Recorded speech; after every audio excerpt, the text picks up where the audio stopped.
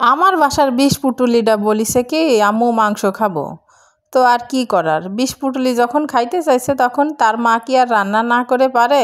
এই জায়গায় আমি ৪-৫ পিস মাংস নিয়ে নিছি, আর এই মাংসটা রান্না করব পুরো ৪-৫ জনই খেতে পারবে, এমনভাবেই আমি রান্নাটা করব।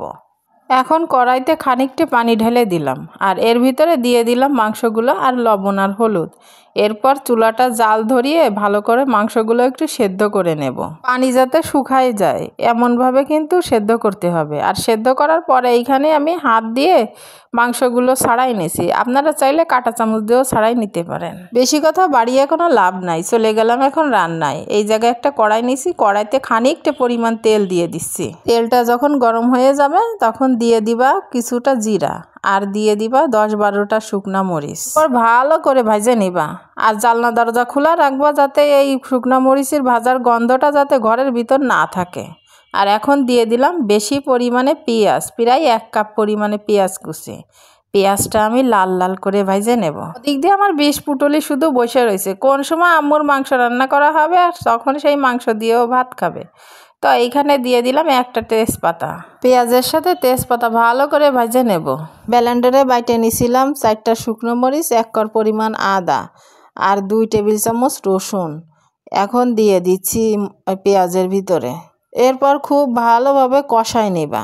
কষানো হয়ে গেলে এখন দিয়ে দিবা সামান্য পরিমাণ পানি, ওই যে বাটিতে আমি মশলা রাখছিলাম সেই বাটিটা ধুয়ে পানি দিয়ে দিবা। আর এখন দিয়ে দেবো গুঁড়ো মশলাগুলো, স্বাদ মতন লবণ দিয়ে 1/2 টেবিল চামচ জিরা গুঁড়ো, 1/2 টেবিল চামচ ধনে গুঁড়ো, 1/2 টেবিল চামচ হলুদ গুঁড়ো, আর 1/2 টেবিল চামচ গরম মশলার গুঁড়ো দিয়ে ভালো করে মশলাটা কষাই নিচ্ছে। মশলাটা যখন কষানো হয়ে যাবে তখন ওই কুচি করে রাখা সেই মাংসগুলো দিয়ে দিবা।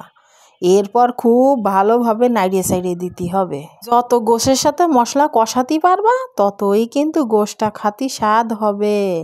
এই কারণে মশলাটা ভালোভাবে গোশের সাথে কষাই নিতে হবে। যদি মশলাটা একটু পুড়ে যায় তাহলে একটু পানি দিয়ে নিবা। ঢক করে গোশটা কষাই নিয়ে এখন দিয়ে দিচ্ছি উপর দিয়ে একটু পানি। এরপর কিছু সময় রান্না করে তারপর উপর দিয়ে দেবো গরম মশলার গুঁড়ি।